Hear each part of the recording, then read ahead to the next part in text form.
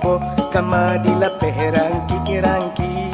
Oi udah marilah kita pai ke Batang Tabi. Batang Tabi tampaknya jauh, adik apa nek berjalan kaki. Tumpang oto kapayo kumbu taruh naik bendi. Mari kita dia bakal cimpung Batang Tabi ayahnya jane. Paru ili tak nasi disantuang, ikan kita pilih. Hari Minggu ke Batang Tabi, pulang mandi pasar di jalan, batih gala mai kue wajib kita bawa pulang.